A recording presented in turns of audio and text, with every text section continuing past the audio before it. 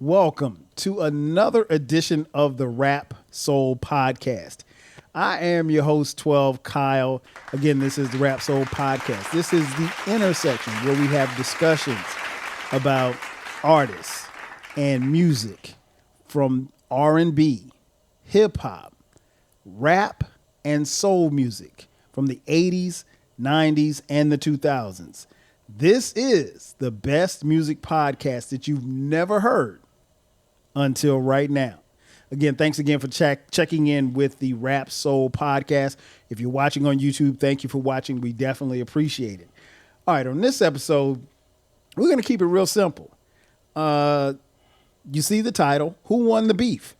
If you've been following hip-hop since its inception, probably since the mid-'80s.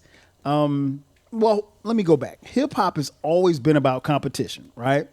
And it's almost been like the lyrical king of the hill, if you will. It's the guy that or girl that's standing on the top of the hill and you got to knock them off.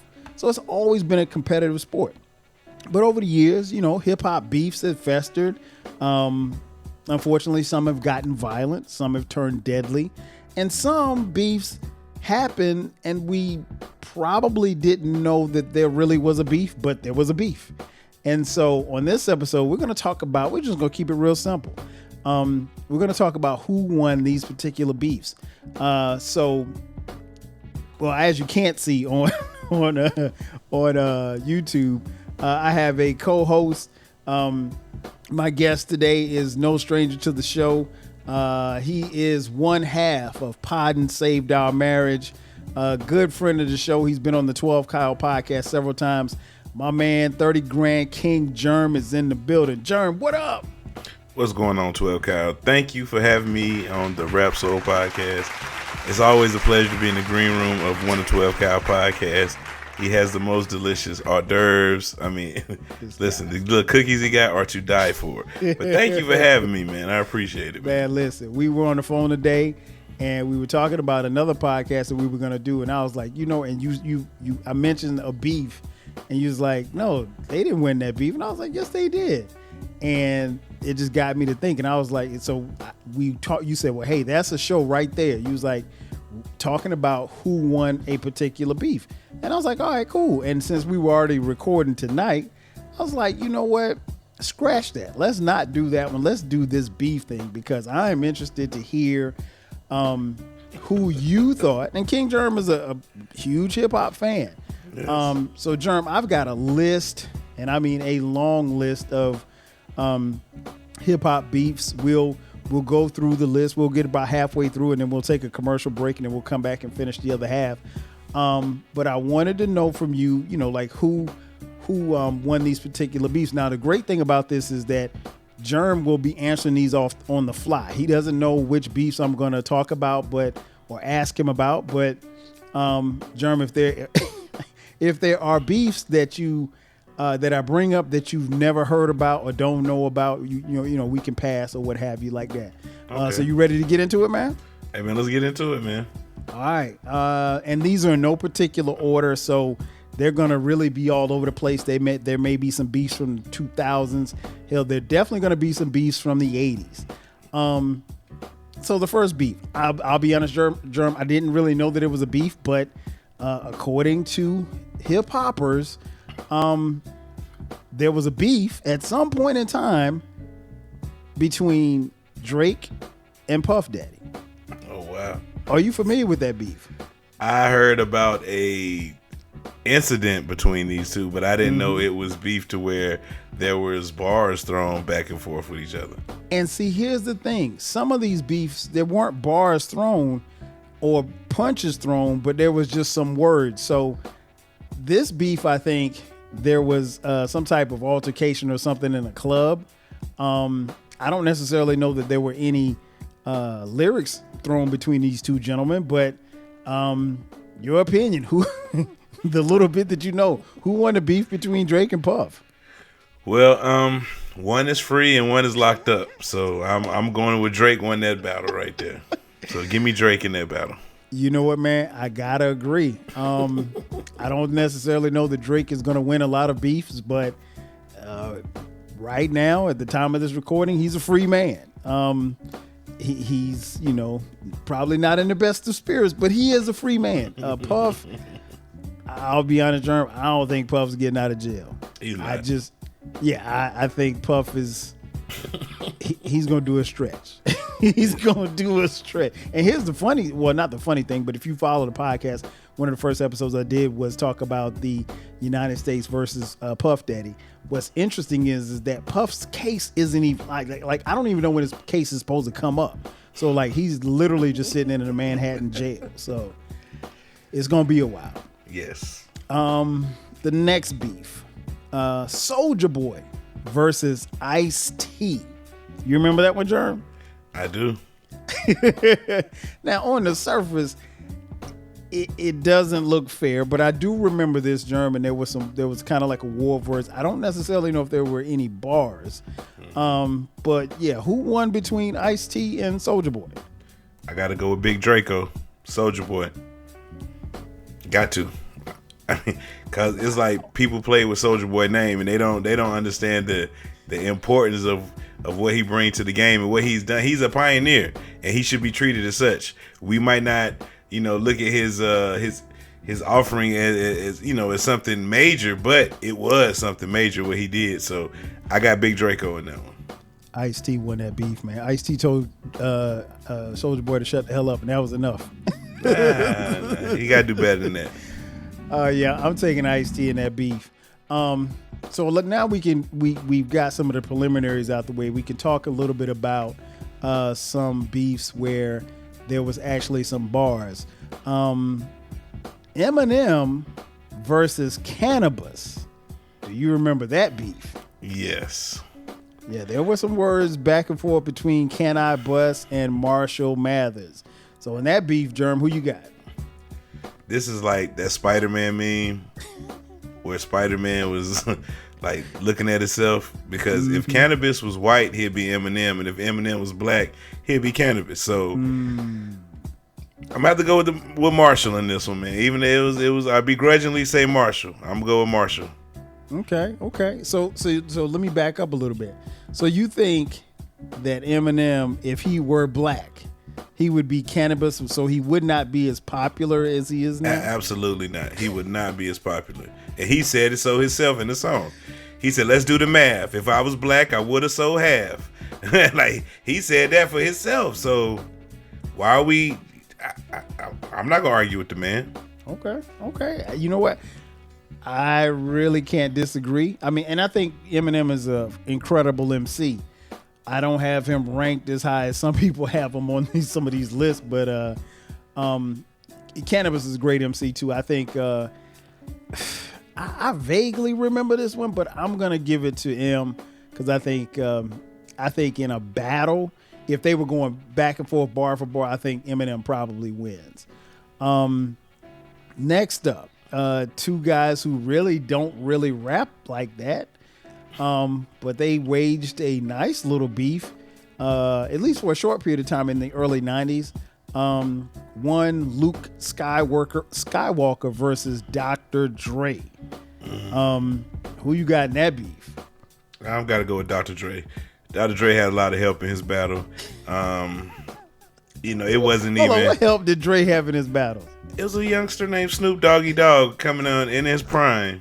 Snoop Doggy Dogg, people, check it out. Right. And I thought the battle was unfair. I was just like, who battles Luke? I was like, what is Luke? I was like, what? Why are y'all saying this about Luke? Like, I didn't think nobody took Luke that seriously, to the point where you making diss songs about him saying, he got gap teeth in your mouth and all that wild stuff they were saying back in the day. So I'm gonna have to go with Dr. Dre in this one, man. Yeah, I gotta agree, man. Dre had a little help. I think Snoop probably ghost wrote for him. And that was the thing too that was interesting, is that you make a good point. Luke didn't bother nobody, man. Luke liked to party. He liked to have a good time. He liked to bring out his dancers. And that's it. You know what I mean? Like, he don't want no trouble. So I can't even remember how this beef started. Obviously, you hear it addressed in Dre Day. But according to Luke now, as of 2025, he and Dre and Snoop are all cool, and they've been cool for years. So they had a moment, as we say in hip hop, and they were able to move on. The next beef, this one simmered for a little bit. Cardi B versus Nicki Minaj. Who won that beef? I'm going to say Nicki Minaj won the battle. Wow. Because Cardi dropped one album and that's it. That's it. She dropped that album 7 years ago? It might have been 15 years ago. Yeah, exactly. You got to follow it up, sis. That's the whole point of the game. And Nicki she's proven over time that she can still rap. She still rap. Even if she just lost a step, her losing a step is still better than Cardi on her best day. You know what I'm saying? And then so I'm going to continue to say Nicki won the battle, no matter how hard the media tried to feed Cardi B to us. Nicki still won. Yeah, I don't really know that, and somebody, I'm sure somebody will tell me. I don't even know if they've exchanged words as far as bars for bars. I know that there was almost a physical altercation that they got into at some event. I think it might have been the Met Gala or something like that. A shoe was thrown, some wild shit like that. They didn't set bars against each other now. Oh, did they? Okay. Motorsport. I think they both was on that song. Nicki was like, "Watch your man. You should watch your mouth." Little stuff like that. Mm-hmm. They say little slide disses each other all the time. Okay, so little subs. Yeah. What's interesting is like you said, Cardi has one album. That is mind-boggling to me because most artists don't get to hang around this long off one album. And, of course, she's done guest verses and, married. She was married or may still be married to one of those Migos. So I get it. But, yeah, I in this one, I'm taking Nicki. I think Nicki is the better MC, if you will. And hopefully, in some years, we'll get another Cardi B album. We'll see. Next battle. This one goes back to the 80s, Jerm. Okay.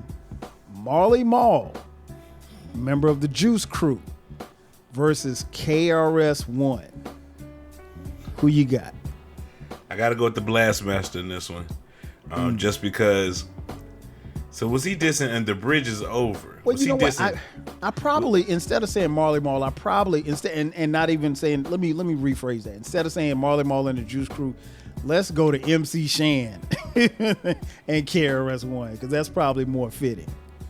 Yeah, I'm still going with KRS-One in this one. Have you seen MC Shan lately? Stop, Jerm. He got that sunken in mouth. He looks like a junkie, man.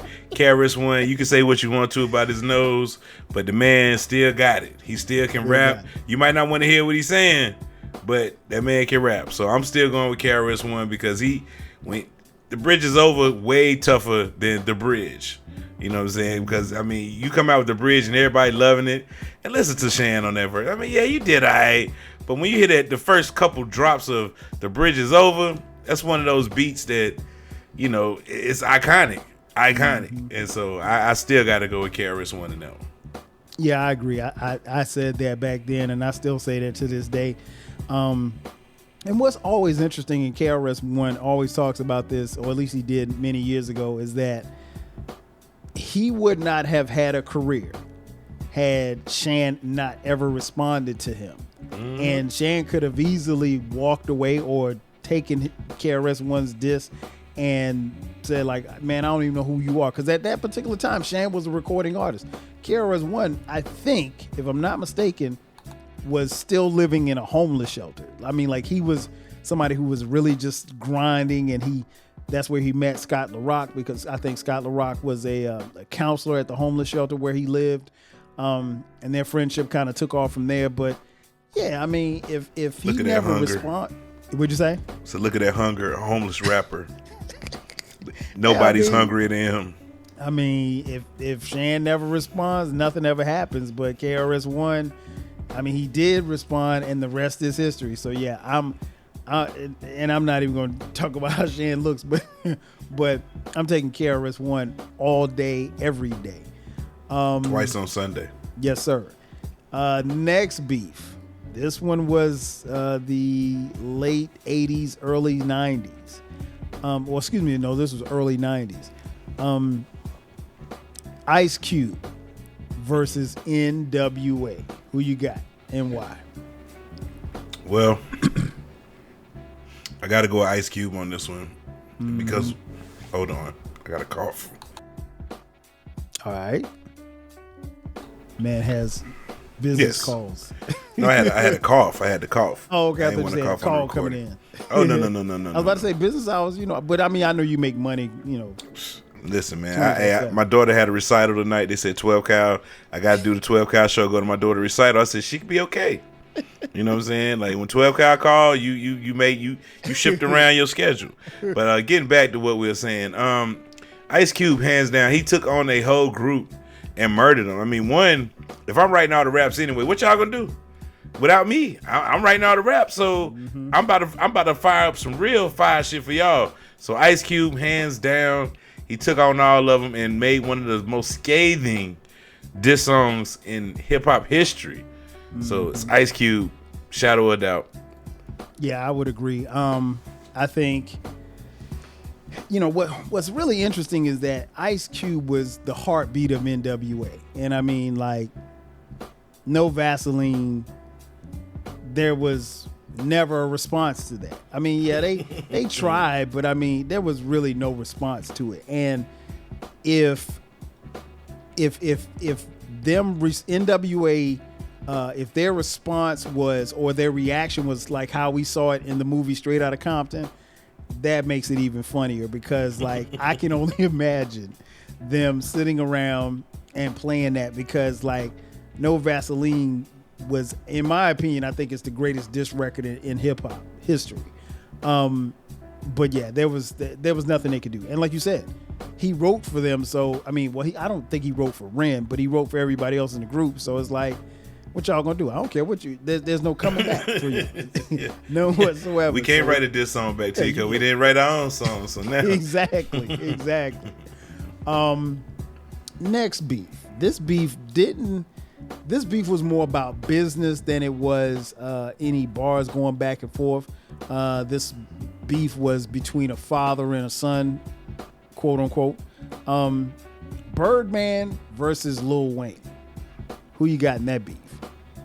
Birdman won this battle. How did Birdman win? Because, for one, you are my son. I done kissed you in your mouth in front of everybody.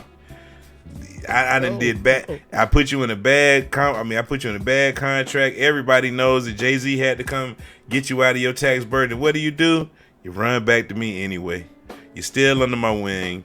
I don't know what kind of control over you I done had over you since you was 12 years old. You my son. Birdman wins that battle easily.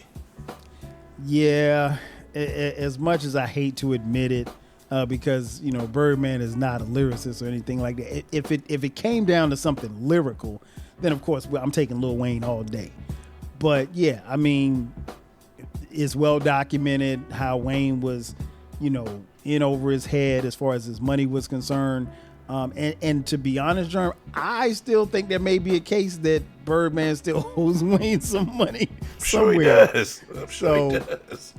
So in that saying that, I'm definitely taking Birdman in that. Let's see, next beef. This one actually, there was some words exchanged. Benzino versus Eminem. Who you got in that beef? Man, this is a tough one because I kind of understand Benzino's side, but I'm gonna have to go again with Eminem, man. He got him.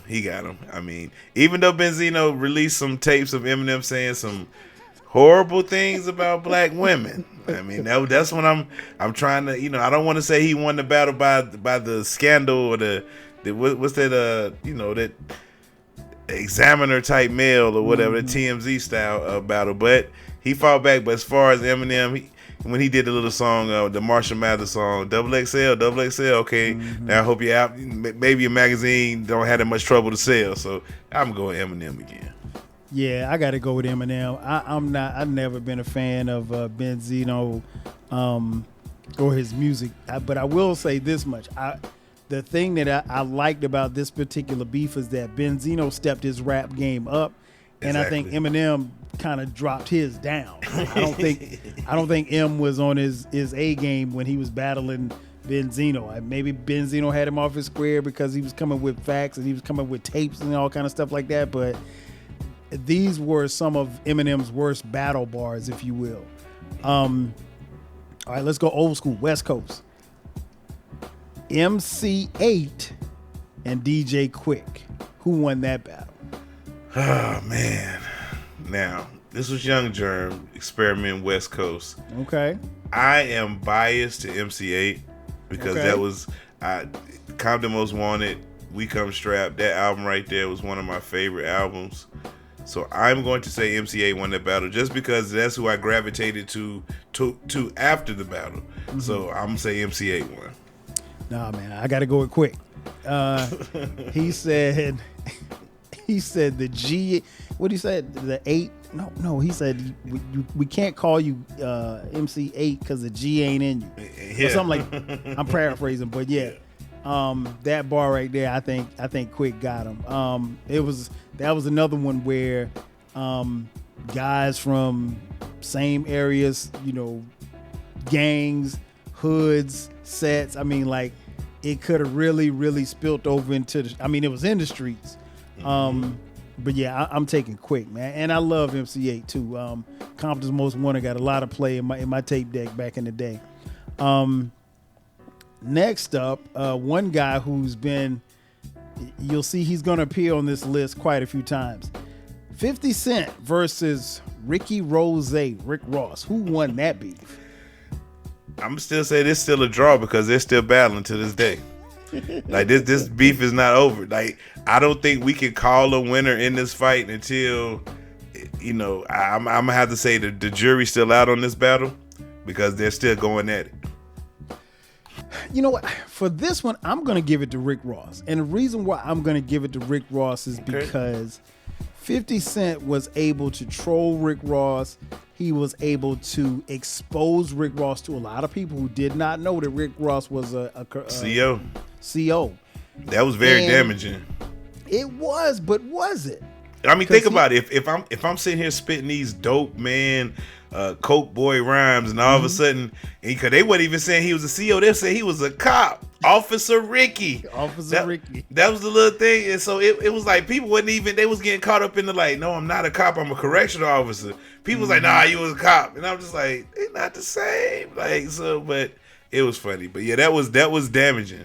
Because it was like he made it through that, so you might be right. Rick Ross did win that battle. Yeah, so I'm giving it to him because, in theory, that should have killed Rick Ross's career. 100%, and it didn't. And so he's still here, and like you said, now it's still ongoing. But I'm gonna give Rick Ross the slightest of nods because right now he's still on top. Next beef, we mentioned 50 Cent, so let's keep it on 50. 50 Cent versus Young Buck. 50 Cent washed him. 50 Cent put out an audio of you begging, crying, and I mean the images the images that 50 Cent made us think of you when you say Young Buck, people laugh. Every time you say Young Buck, somebody you gonna snicker. Yeah. And it's because of what 50 did to him. So it's like your name is a joke. 50 won that one. Like flawless victory. Flawless. Yeah, I it's funny you say that because when I wrote this one down, I snickered. It's just like because Young Buck, hey man, I ain't seen Young Buck in the same light since then, man. It's just been, and I really liked G Unit when all of them first came out and they were together. I liked him, man, but yeah, 50. Now here's the thing: 50 don't play fair. He ain't gonna play fair. No, but he finds ways to win. So, I mean, at the end of the day, you can't be mad at it. Next up, let's take it to the ladies. Lil' Kim versus Foxy Brown. Who you got? Ooh, I'm going to have to go with Lil' Kim. Lil' Kim won because she went to the top. She made it to to the top of the mountain when it comes to the ladies MCing and rapping. She was at the top. Foxy never made it to the top. Foxy was almost there, but it was something missing that didn't get her over the hump. And so Queen B it is, you know. Then Foxy disappeared. You know, Lil' Kim stayed around the game, stayed relevant. You know what I'm saying? You know, not, you know, in the end, you know, looks wise, Foxy might have won, you know, but as far as the rap battle goes, I'm gonna stick with Lil' Kim. She won that battle. Yeah, I got to go with Fox Boogie Brown. I think she's the better MC. I think when they were sparring or whatever like that, a couple of subliminals and the disses that they threw at each other, I think Foxy won. I don't think Kim has been what she could have been, but then on the flip side, you're right. Foxy got to a certain place and to a certain plateau, and then she just kind of stayed stagnant. And she, I don't want to say she fell off. She disappeared. Like, she literally disappeared.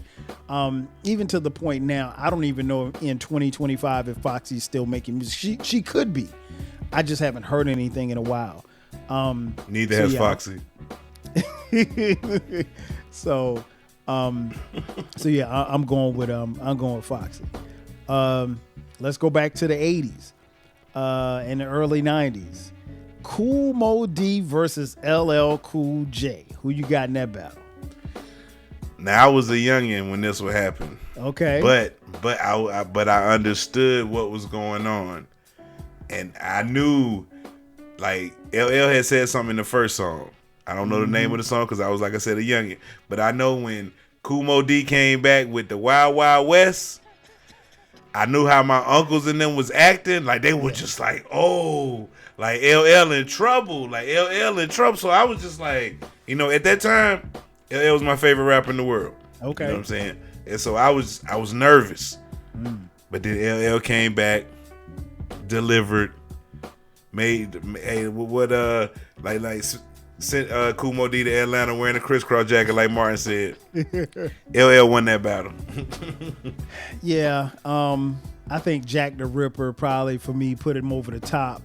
But that now, listen, as somebody who watched that battle and that beef go on and back and forth, that was first of all, it was a great back and forth. So you got to tip your hat to Mobb Deep. Mobb Deep did not back down.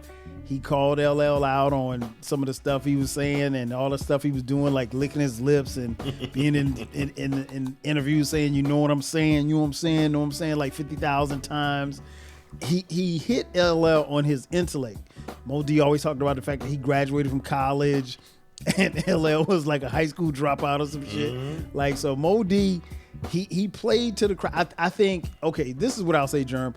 If that beef had happened in like 2025 as opposed to like 1991, Mobb Deep probably wins. But LL at that particular time, man, he was Ladies Love Cool James. And like you said, like you and many other thousands of people, that was their favorite rapper. So this was the first time that somebody really openly came for the crown. And LL at that particular time had the crown. So yeah, I'm going to give it to LL, but I will say this much. That battle and that beef was way closer than people are willing to admit. Shout out to Eclectic. Next up, Nicki Minaj versus Remy Ma, the ladies. Who you got in this one? Nicki washed her. Why? Because why? Like, yo, like Sheether, everybody was like, yo, she came back. Everybody know Papoose wrote that. Go listen to it. That's Papoose flow.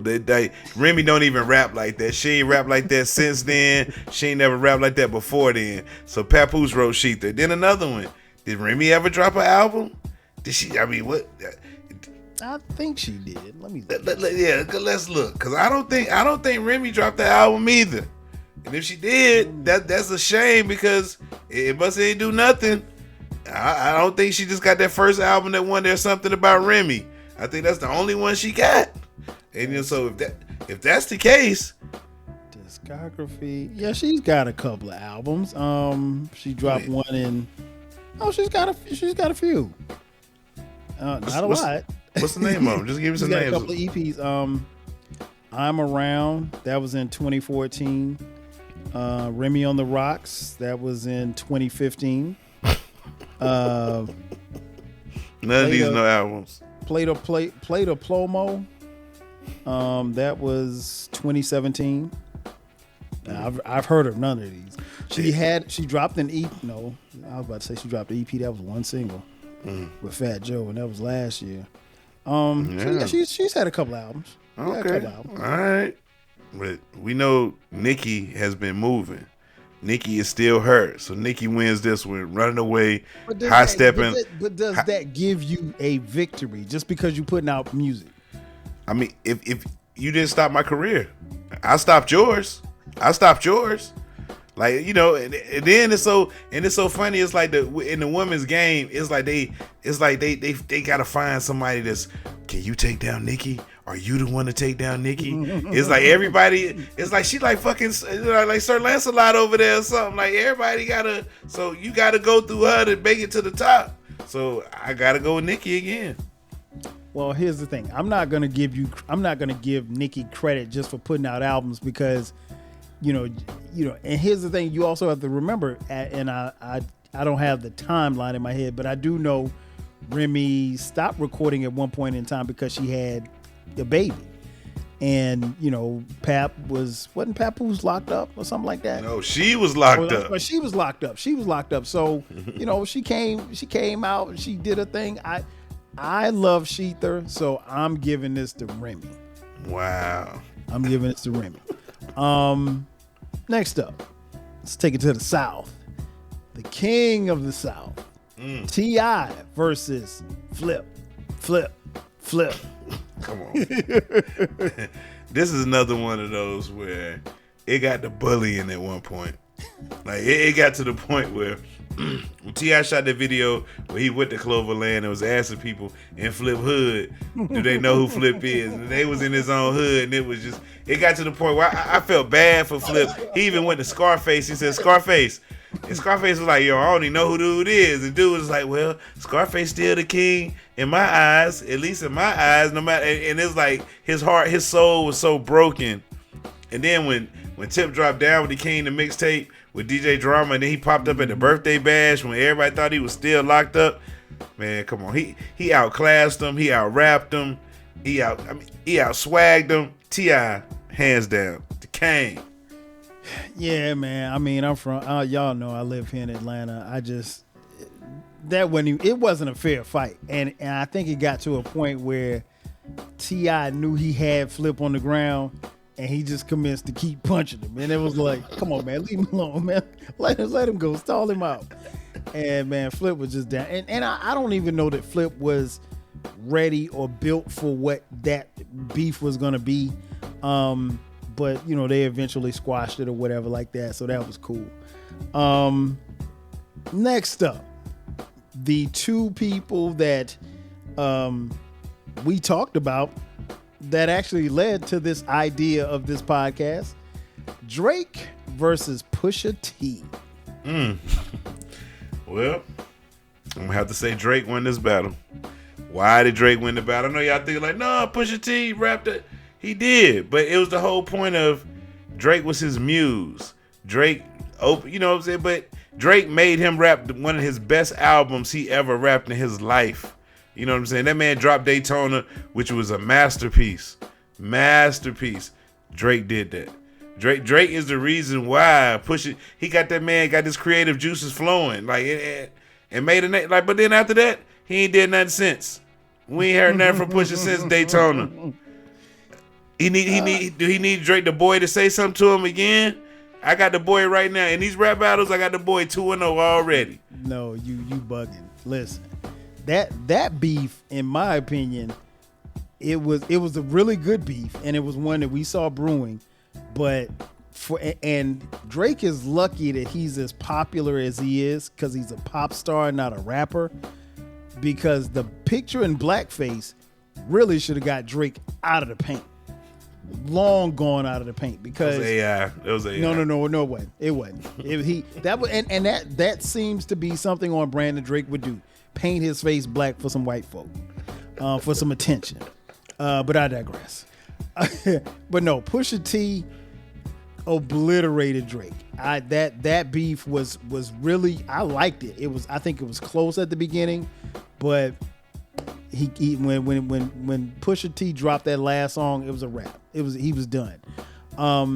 Which was cool because, Drake really proved to me that he could actually go back and forth with a MC. Next up, this one really didn't involve words, but there was some tension and some friction. The Migos versus Joe Budden. Who you got in that one? Oh man, I'm gonna have to go with Migos because they won that piece because one, Joe didn't fight back, and two, they made it like a whole little statement, like if somebody hate her, call him Joe Budden or something like that. So that was a very interactive part of the song that the crowd would sing. So and then everybody got introduced to Joe Budden, didn't know that he was a rapper and could really rap. They just think he's some kind of talking head, like for the younger kids that didn't know. Right. So I'm gonna have to say Migos won that battle, man. They got him. Yeah, Migos won, and I was very disappointed because I'm a Joe fan. I'm not even a fan of Joe the content creator. I'm a fan of Joe the MC. Joe Budden the MC, don't get it twisted, can bar you to death. He just won't. And he's put his pen away. He's hung up his microphone. He's long gone. He's a podcast. He makes millions of dollars doing that and other things and doing TV commercials. But I was hoping that, because to me, I think if Joe Budden got into it with the Migos lyrically, I think it's a slam dunk. I think he slam dunks all three of them. Rest in peace. He slam dunks all three of the Migos at the time. But he didn't respond. And so by default, you got to give it to the Migos. And the Migos were clever. Like you said, they attacked him, and and Joe really punked out. Like he went on the podcast and was like, hey, I ain't messing with the Migos. Like, I don't want no smoke.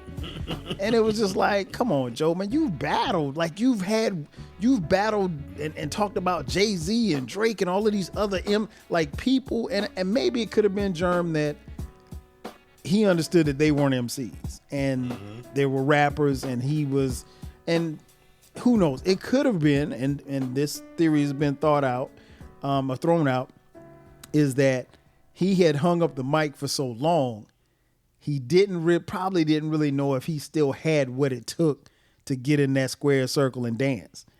And there could be some truth to that. And honestly, it would have been interesting because at the time there was nobody hotter than the Migos. Nobody. So I was a little disappointed in Joseph. But it is what it is.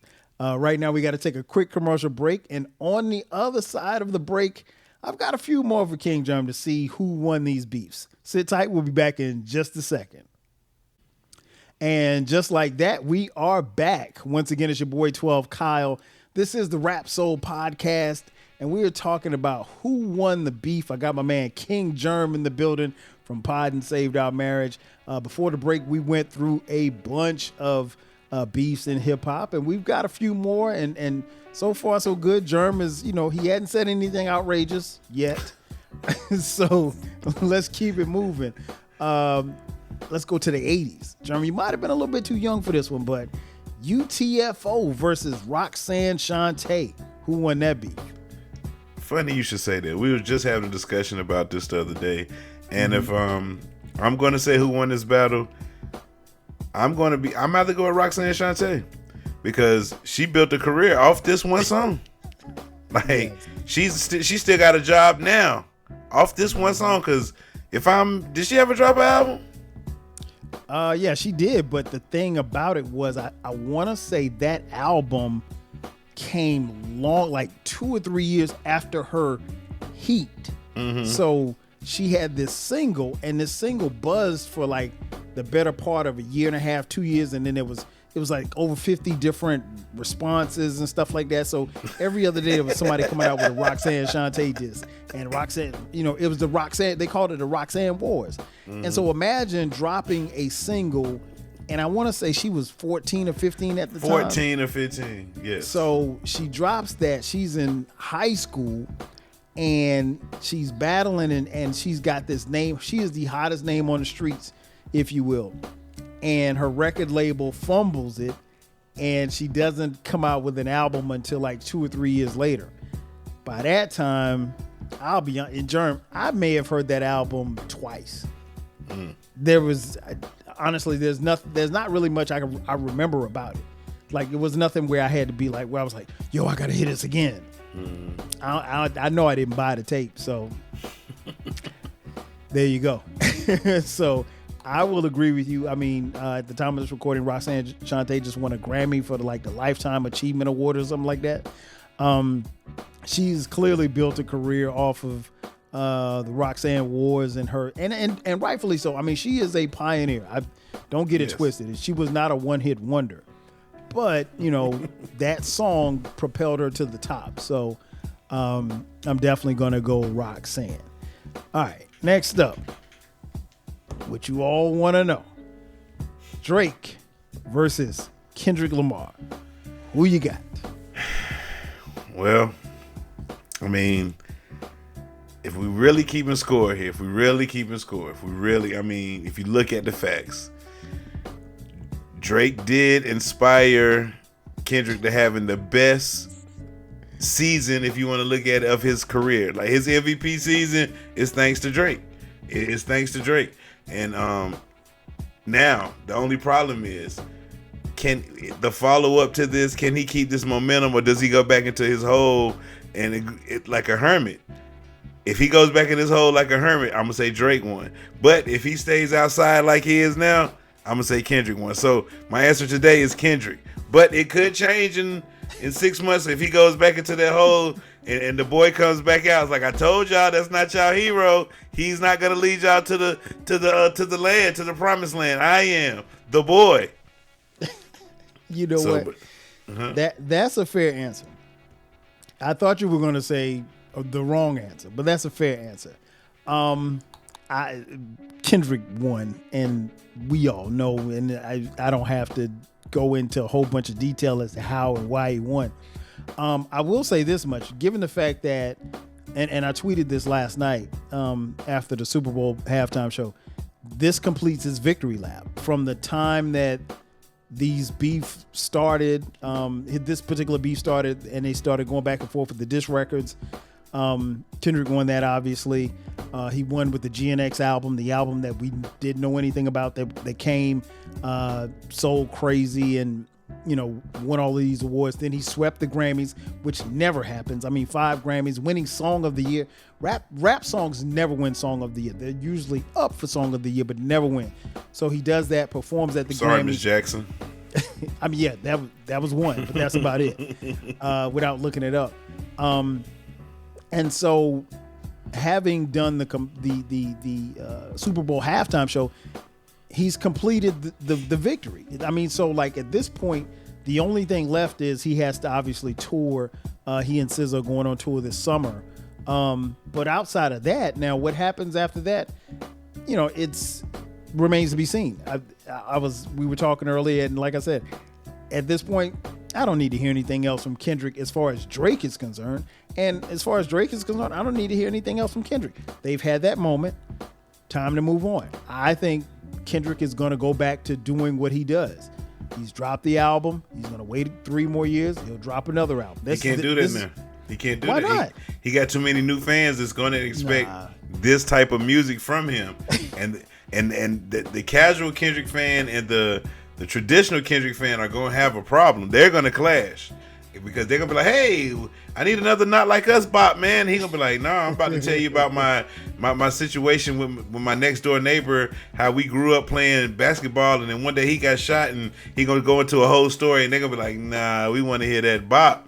And so it's going to be an issue. That's why I'm just going to let the new Kendrick fans, all these ones that he just latched on to in the last 8 to 10 months, y'all in for a ride, because like he said, like what Dolly said on the show, I would hate to go viral for something that's not me, and so and I think Kendrick fell into that trap. Like, he like, oh my gosh, like this is. Let me let you in on a little secret, and I'm gonna let you in on a little secret, and I'm gonna say this very slow, so you don't miss it. Mm-hmm. Don't hold your breath.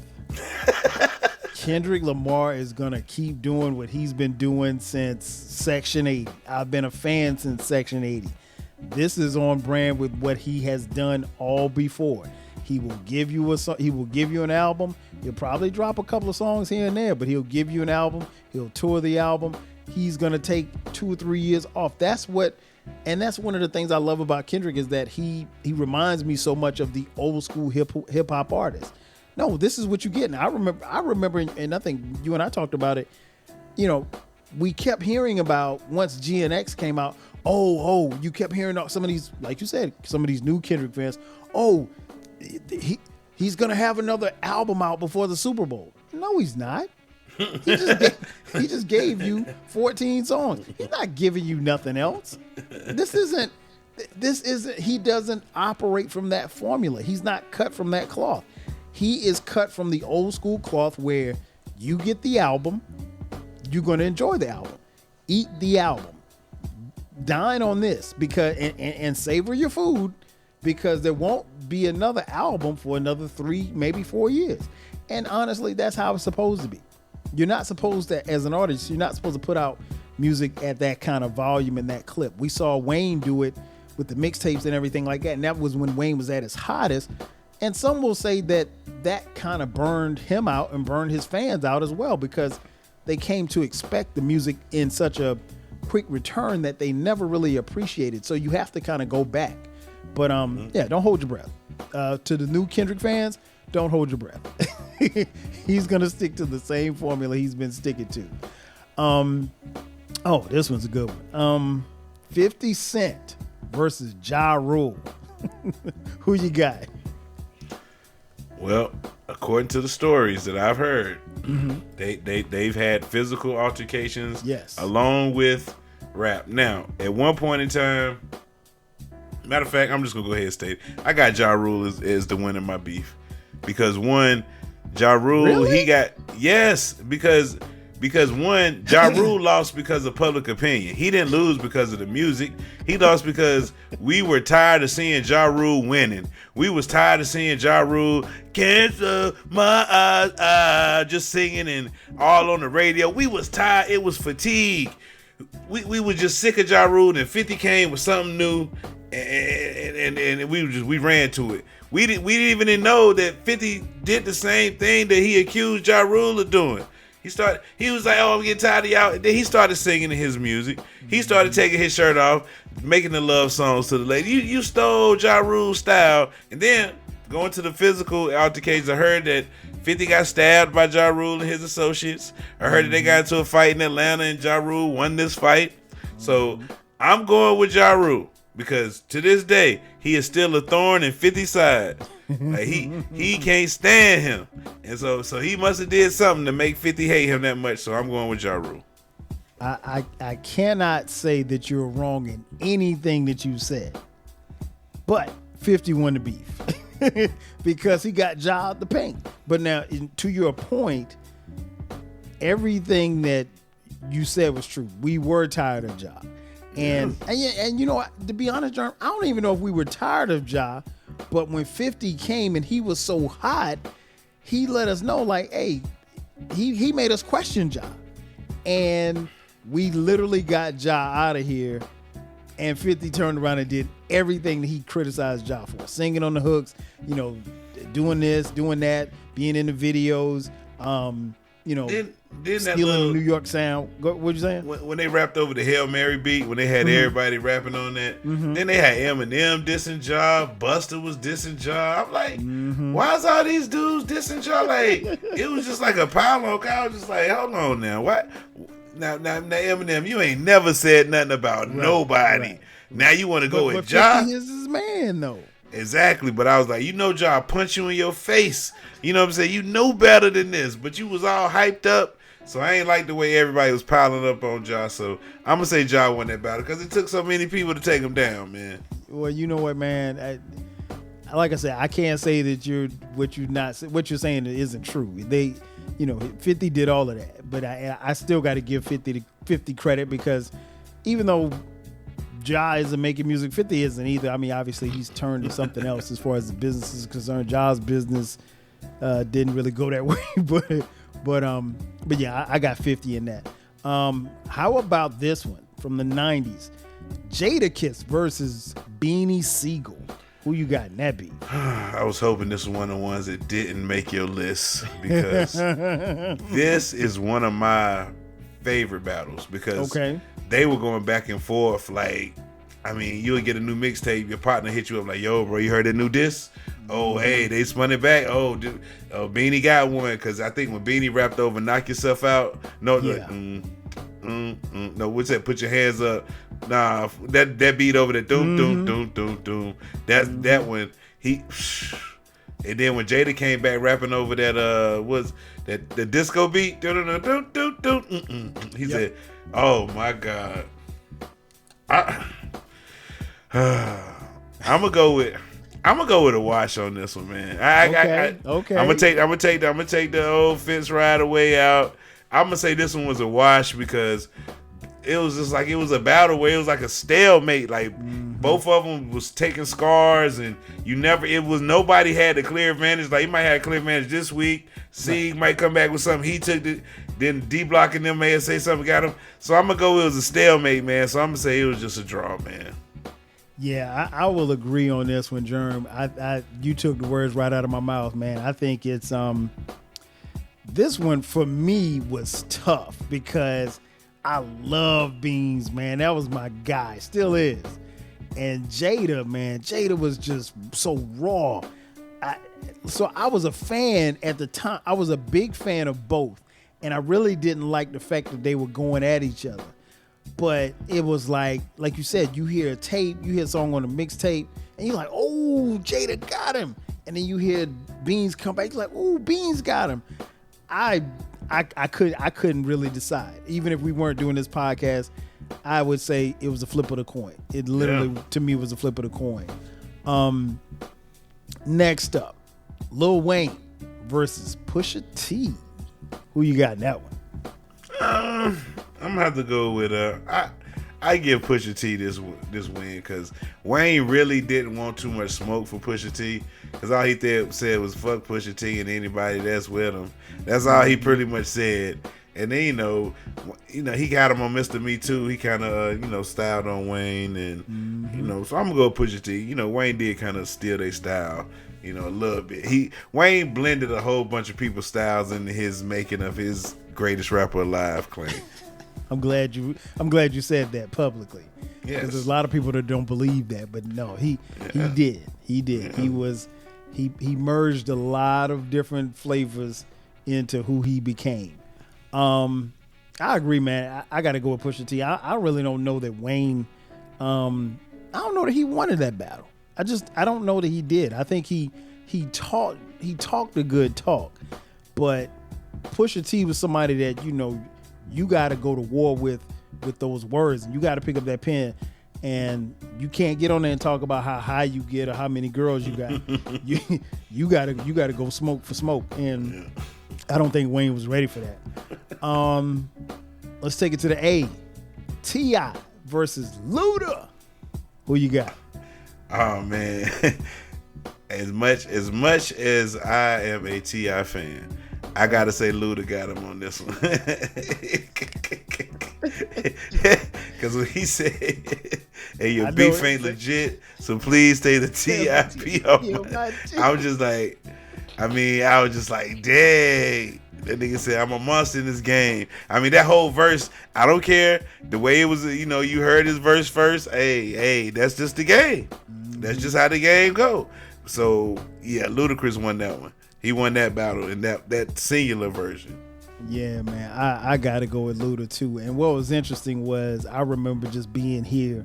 And I tell people all the time, man, this city is big, but it's small. And what I mean by that is, like, when you start running in certain circles, it's almost impossible for some circles and some camps not to run into each other.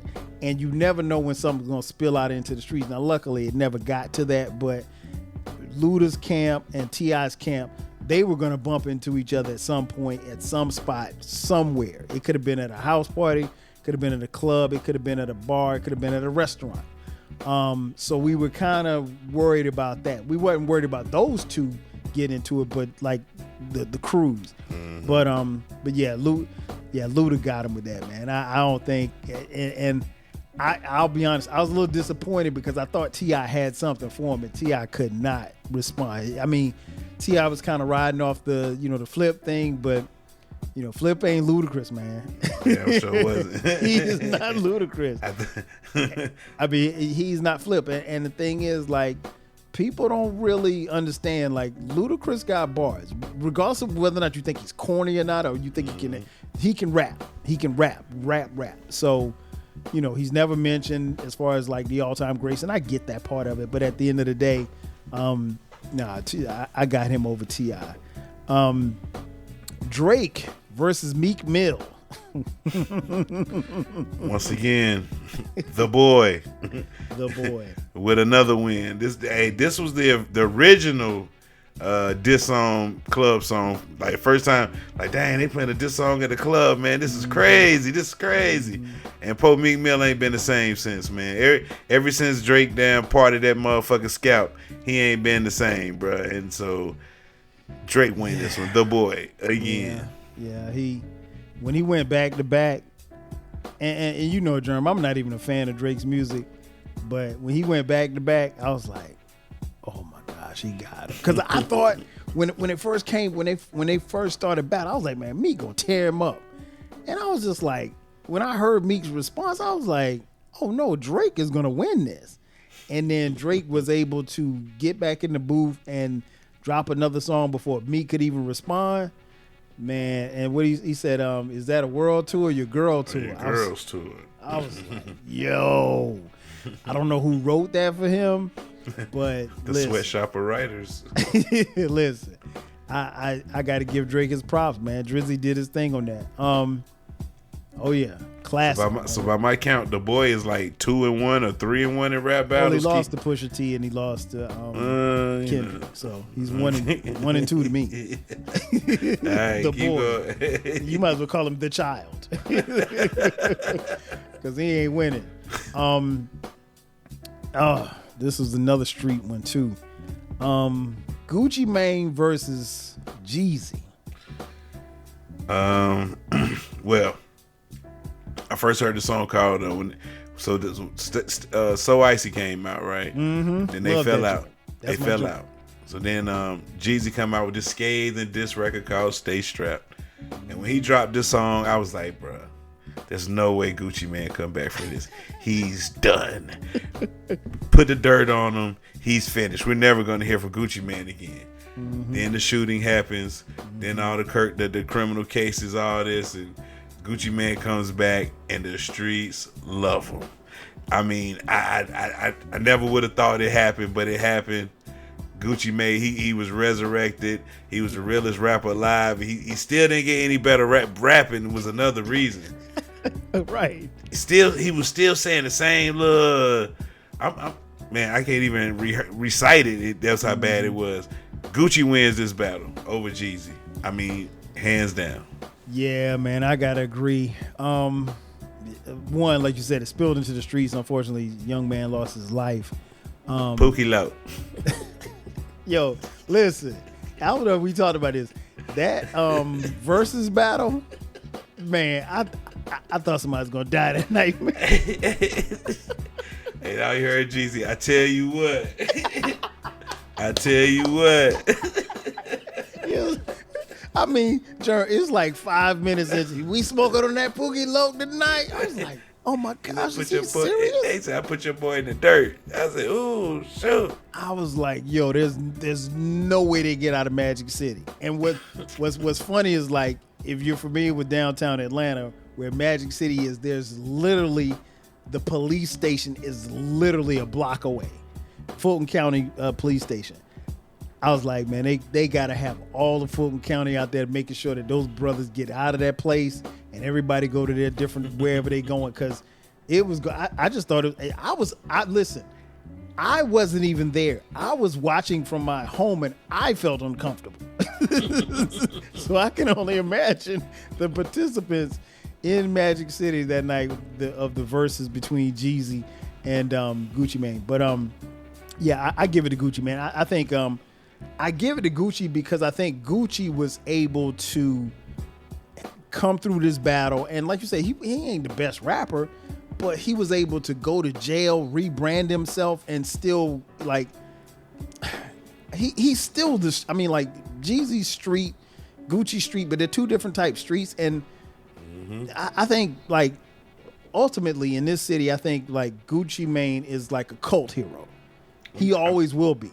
And you got to think about the people that he found and put on. So that's you know the Migos, the Young Thugs, like all those people that spawned off the Gucci tree. Like he's the catalyst in the ATL sound. Oh, yeah. And you know that's my bad. I didn't mean to interrupt. No. That's perfect. I mean you're right. That is.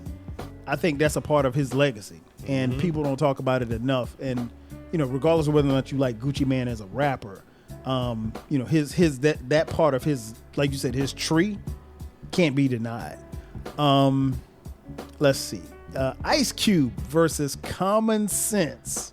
Who you got in that beef? Man. Well, this is during that time where Ice Cube wasn't really Ice Cube no more. So I'm gonna go with Common on this one. Common got him. Cause this was around about the bitch and you time, right? Yep. Okay. Yeah. Cube didn't want no problems with Common right there. He didn't want no problems. I got Common in this one. Yeah, I got Common slightly, but I'm a huge fan of both. I got Common slightly. Next up, a lot of people don't know about this one, but Jerm, I know you know about this. Mobb Deep versus Tupac. Well, song wise, drop a gem on them. Yes. I'm gonna go with Mobb Deep. Gotta go with Mobb Deep. You know, even though but hold on, Pac did slide on him and hit him up though. Did he really, or was that like Outlaws? Pac said don't one of these boys got sickle cell mess around having during I mean, come on, man. Pac got real disrespectful in that. Then he Jerm drop a gem on him. That beat Havoc made. First of all, that's a sinister beat. True. I gotta go with Mobb Deep on this one, dog. I gotta go with Mobb Deep. Dang.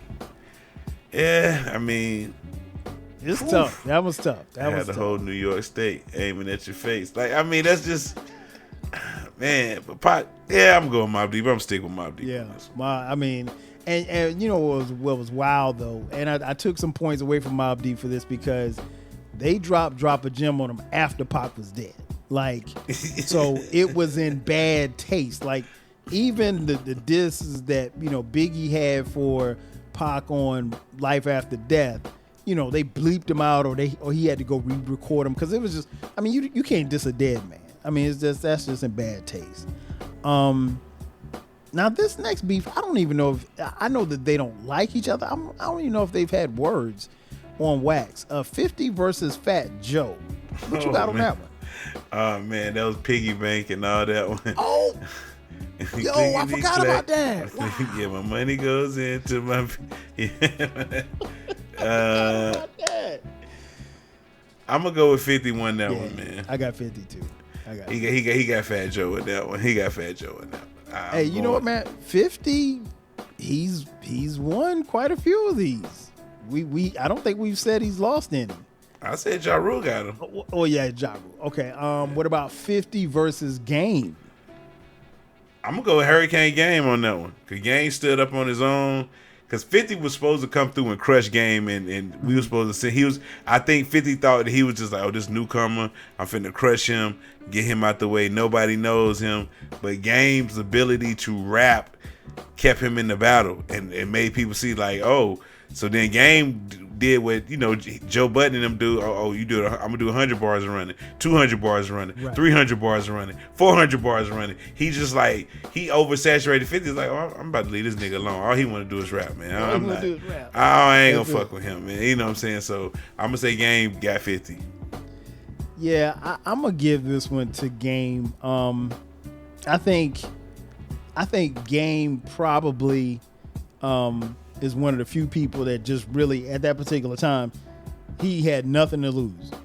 I mean, like, because of his contract situation, and he knew that, you know, his relationship with Dre and 50's relationship with Dre was going to prevent it from ever getting, you know, to something physical or, you know, guns or anything like that. But I think at that particular time, like, Game didn't have anything to lose, so he was like, I'm going all in. I'm going, you know, forward to the floor. Like, I might as well, because I don't have anything else to lose. He was literally, like you said, rapping for his life or rapping for his lunch. This next beef, you probably remember this one. I don't remember this at all. 3-6 Mafia versus Bone Thugs Harmony. You remember that one? And I didn't even know they were beefing. The only thing I think they could be beefing about is like who originated the style, I guess. Yeah, I mean, because I think I don't remember that one. Do I remember something about them calling them devil worshippers or something? I don't know. I think I kind of vaguely, sort of remember this beef, or it might have been something brief. But I don't know. I'm not sure about this one. I have to call my brother. I didn't like Bone. Yeah, I'm like, yeah, so we can pass. You on didn't like this Bone? one. Okay. No, okay. I was not with that fast rapping stuff back in the day. I could not do it. Hey, man, listen, I bought Bone's first album, and I thought the album was dope, but I can't tell you a word they said. All I know is they missed Uncle Charles, and that's it. I like For the Love of Money. That's the only song I think they made, and that Buddha Lovers. Those like the only two songs they got I like. Yeah, that was a good song, too. All right, a couple more before we get out of here. Nicki Minaj versus Lil Kim. They had words. Hey, once again, Nicki got her up out of there because she was just like, cause I think that's the one. Time. Matter of fact, Monster. That she dissed the Lil Kim on Monster. Cause that's the yes. Okay. Yeah, that's who she was dissing on there. She said, "Wait, I'm the rookie," and something halftime you paid. Like she was, first album out, something tall niggas got to climb, whatever she said in that one. Okay. Nicki murdered her in Monster. One of the best rap verses she ever rapped. I mean, when she out rapped the boys on that one. Still, like I said, Little Kim raps fell off when a certain person left the earth, and she never was the same. And just saying. Hey, Jerm, that ain't a lie. Yeah, you know, that ain't so a lie. It ain't a like lie. your rap style changed up a whole lot. Like you started rapping Jamaican and everything. I was just like, yo, when Lil Kim turned Jamaican on us, boy, like she had a whole album of her rapping in patois. I was just like, when she start doing this? You know what I'm saying? But yeah, so Nicki won her going away, high stepping. Yeah, I got Nicki in that one too. Yeah, you right, Kim. You can say what you want, but nah, it ain't been the same since Papa left. Let's see. LL versus Can I Bust? Who you got? Well, I mean, rap purists would say that Cannabis, you know, he gave LL a little run for his money. Mm-hmm. First off, in 4, 3, 2, 1, he had a nice little verse. You know, I mean, he was rapping. You know, Cannabis was hot then. He was a new guy. But then LL had to really show him in 4, 3, 2, 1, like, listen, little shorty with the big mouth, you know, shut him down. Then second round knockout come out. You know, then LL come out with Can I Bust? And pause. And LL got him, man. It was a great battle. Cannabis fought hard, but he went against like, it was like when Drake went against Pusha T. It was just like but it was like Drake was a formidable opponent and he had a crowd behind him. LL could rap and he had the crowd behind him. So, you know, Cannabis, you might got a few of the purists, the dudes with the book bags on and the chew sticks on and the dirty jam sports, and the little fatigue hat on and everything. This man say the chew sticks. Yes, and the fatigue hat on with the brim on it. Oh, you talking about me in the '90s, man. Yeah. He that guy says he, you know, Cannabis won, but everybody else they say LL got him. Listen, I'm gonna go with Cannabis because first and foremost, and I'm gonna tell you why. And Eclectic and I have had this discussion, and I'm gonna say this again on this podcast. LL did the punk move because if his hip hop historians know, Cannabis didn't mean any harm by his verse. LL heard Cannabis's verse, and because it was LL's song, he was able to go back and take it out. So he ended up dissing Cannabis on the track. Cannabis would have never agreed to be on 4321 if he knew he was going to get dissed on it. And so he asked about the tat on his arm because he was admiring it. And LL turned it into something, and LL has admitted it. He turned it into something that it really should have never been. I personally think Second Round Knockout was dope. When he said 99% of your fans wear high heels, he wasn't lying, because at that particular time, man, LL wasn't appealing to none of us. All of us from the 80s, all of us from, the radio days and Bigger and Deffer days, we were gone from LL because LL... He was Big Ellie at that time. What we talking about? Big Ellie. He was Big Ellie. Big Ellie. This was like... Nobody ever called him Big Ellie. Give me that bullshit, man. And then LL fired back with 99% of your fans don't exist. Like, it was too late then. I'm giving it to Can I Bust because I think LL did the punk move from switching his verse, and like I said, he left Cannabis. I mean, I can't imagine somebody inviting you onto the song and then he ain't diss DMX, he ain't diss Meth or Red or anybody else for that matter at that particular time. So when I heard your verse and I felt like you was dissing me on my own song, what you think I'm gonna do?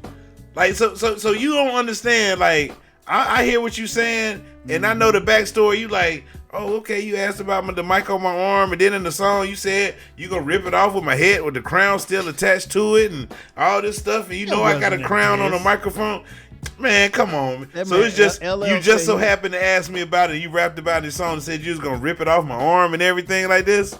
LL said he was on coke and he was high, so he didn't know anything. So go back and read Cannabis words, man. I understand why LL took it. It felt like it was smoke. Like, oh, what's up? This little young nigga wants something, man. Man, listen. So I'm giving it to Cannabis, man. Shout out to Cannabis. And I mean, like I said, he was just like Mobb Deep. He was fighting an uphill battle because at that particular time, and still to this day, if you diss LL still has legions and legions of fans, and a lot of them do wear high heels. But I just want to know, Cannabis. Mm-hmm. I know he said that LL may have more cash than him, but LL didn't have the skills to eat a nigga ass like him. That's what kind of skills do you have, Cannabis? Is all I need to know. Hey man, you know what he meant back then. I know. But it's just funny. Oh man, I think he probably regrets that line. All right, last but not least, we'll end it like this, man. Pac versus Big, man. Who you got?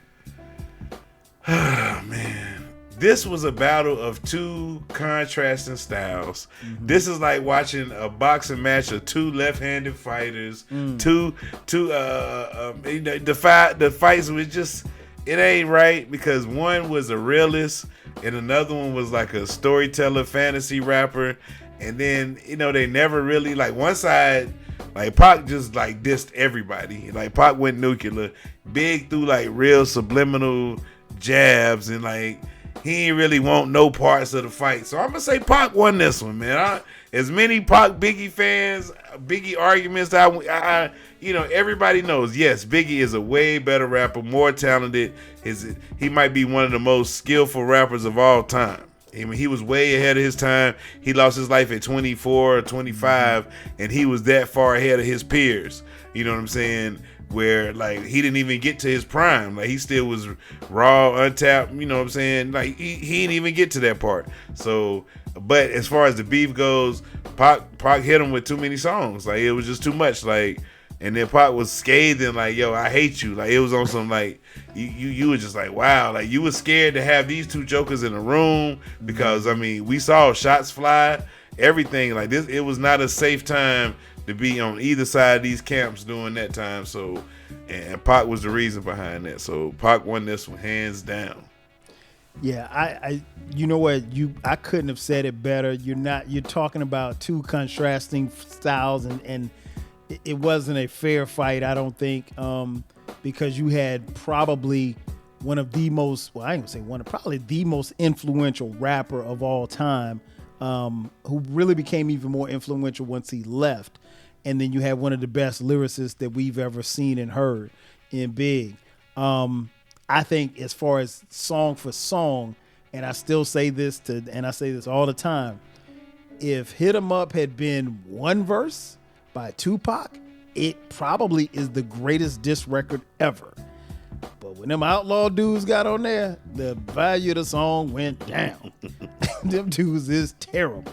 In fact, whenever I listen to Hit 'Em Up, I never get past the Pac verse. I always change the song because them dudes was terrible. I can't tell you who they are.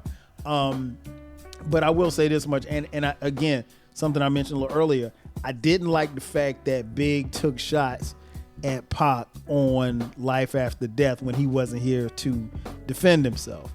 I think if Pac were alive, he would have been able to come back, and I think maybe we don't even get the verses that we got. I think maybe we get like some real hard shit going back at Pac. That being said, I'm gonna take Big in the battle, but I don't think it was a fair one. I think it was, because like I said, it's contrasting styles. You're dealing with a rapper and a lyricist, two different things. Because Pac, you felt Pac. Like even to this day, you can put on your favorite Tupac song and you're gonna feel what he's saying. And if you see any of his performances, you're gonna feel what he's saying. Biggie, you're gonna have to sit and listen to Biggie. You're gonna have to sit and it has to marinate to what he's saying because, you can pick any lyric of his and he'll make you think, or he'll make you laugh, or he'll make you just, get in the zone, man. So I gotta go Big, but that one, we could ask 10,000 people, we'll get, it literally be 50-50. It's never gonna be the same. Never gonna be the same. Nope. Before we get out of here, Jerm, is there any beefs that I didn't cover? I think I got just about everybody. I mean, it would probably be like, Cash Money, No Limit, something like that. Just okay. That wasn't really a beef. If you really wanted to do a deep dive, you could have said Master P and Pimp C. But I just think they just had a couple of little, jabs back and forth. A couple of jabs, yeah. Yeah, but it wasn't too much. But other than that, man, we pretty much covered the board with all the major battles. I know somebody, y'all didn't cover MC Breed versus. No, we did. We did. Sorry. I know somebody's gonna say, "Hey, y'all didn't cover MC Light versus Antoinette," because I'm not. Y'all didn't cover the more ladies. Y'all all it was just Nicki, man. Y'all forgot about. No, we did. No, we did. And I'm looking at this list. Sean Corey Carter does not appear on this list. Has Jay-Z had any battle? Besides Nas. Oh, damn. We almost forgot about that. Damn, my bad. Before we get out of here, Jay-Z and Nas. Woo, okay, I'm dreaming. You saved me. Yeah. Well, in that battle, at that time, Jay-Z won that battle. Because one, Nas, Ether, if you look at it, time hasn't really stuck with Ether. Ether is just, all he says to Ether is, you ugly, you ugly, you ugly, you ugly. He just says, Jay-Z, you ugly 19 different ways in Ether. That's all Ether is. Go back and listen to it, people. Ether is not that good of a diss song. It's not. You know what I'm saying? Takeover way better. You know what I'm saying? Like Jay-Z won. Then Nas, like I said, Nas was a failing rapper at that time. He was, you know what I'm saying? Nas tried to say, well, my mom was sick at the time, and Jay, he waited till my mom was sick. No, he didn't. He did you a favor, Nas. If it weren't for Jay-Z, you never would have invested your money in Uber or Lyft or whatever one, or the Ring camera, whatever you invested your money. If it wasn't for that, Nas, man, you still be on child support from Khalees. Jay-Z won that battle easily. Nas won this battle. Nobody says you got taken over. Ether is a verb now because of Nas. It's just like, when we watch football, they say you got mossed. That means somebody jumps over you. So that's the term. Mossed is a verb. Time out. Mm-hmm. So when somebody get put on the Summer Jam screen, what is that? What is that? When's the last time you've been to Summer Jam? But still, we understand if I say, hey, bro, I got put on the Summer Jam screen, you know what that means, because Jay-Z Summer Jam screen made Ether a verb. Nas made ether a verb. He basically said he called Jay out for stealing Big's lines, which he's still doing to this day. He called Jay-Z out for the hypocrisy. He said you stabbed Un and made your man take the rap, which is something that happened in real life where Jay-Z got mad because Un Rivera had allegedly bootlegged Jay-Z CDs, and Jay-Z got mad and stabbed a man on stage in front of thousands of people. Back in the day, people where you got hurt for bootlegging, what y'all do for free. Of course. Like back then, a rapper could run up on you while you selling your tapes, and they would mess up your whole operation. Is he Dame Diddy, Dame Daddy, or Dame Dummy? Oh, I get it. You're Biggie, and he's Puffy. Wow. Man. Listen, I could keep going on. And Eminem murdered you on your... No, hold on. Let me go back. You stabbed your man and made You stabbed Un and made your man take the blame. You went from jazz to hanging with Kane, which he was hanging with Big Daddy Kane, to Herb, to Big, and Eminem murdered you on your own shit. And Eminem did murder Jay-Z. Time out. How did Eminem murder Jay-Z when Eminem spit the same raps that he spit on the same song with Royce, and then Jay had to come in and write new verses to that? Come on, man. I give Jay credit for writing his verses to a song that already was there. J.J. Evans, get gummed up and clap quick. How many Biggie rhymes gonna come out your fat lips? Hey, that man said... He said he's not a biter, he a writer for himself and others. He said big verse, he's only big enough his brother. He's big enough his burrow. He's big enough to do it. I'm that thorough. Come on, man, what you mean? Man, listen. Again, Nas won the beef. I don't even think, well, I'm not gonna say it's not close. And then here's the thing too that lets you know that Nas won. They put it out on a poll. There was no such thing as Twitter polls, but they put it out. And New York City decided, and they said, even before that, Jay-Z, when he heard Ether, the man went and did Super Ugly. And the only thing he could say in Super Ugly was that he slept with Nas's baby mama. Okay, so that's cool. But even Jay-Z's own mama said, apologize. You have taken this too far. Thank you, Gloria Carter, for telling your son he just lost the battle. Mom don't listen to rap. She ain't hear That's Your Chick. She ain't hear that when Jay-Z just styled on Nas for 3 verses. Listen, man. I mean, the ether to make the shit, make your soul burn slow. His soul burned slow. And it was to the point. It made his hair grow. Yeah, his hair's growing. It made it to the point where, do you know a part of their settlement, if you will, is that neither one of them perform those songs anymore. They've never performed publicly, at least as far as I know. They've never performed since they squashed the beef. They've never performed those songs. But even you could be at a Nas show and you start yelling ether, ether, ether. He will not do it because Jay didn't want that Nas to be able to carry that. So imagine, and I don't even know if Ice Cube still does No Vaseline, but I'm pretty sure that when we're 70 years old, if Kendrick Lamar is still performing, he's gonna do Not Like Us because he don't like Drake. And him and Drake could probably, I don't even know if they can settle the beef, but if they settle the beef, I think, maybe. But I mean, Jay-Z made sure that he asked that request of Nas is that, hey, you don't do that song, I don't do this song. That's sweet of him, man. Yeah. I mean, that's what losers do. And I'm a fan. I mean, y'all know I love Jay. I love Nas. But that's what losers do. But but anyway, Jerm, man, I appreciate you coming through, man. Man, this has been dope.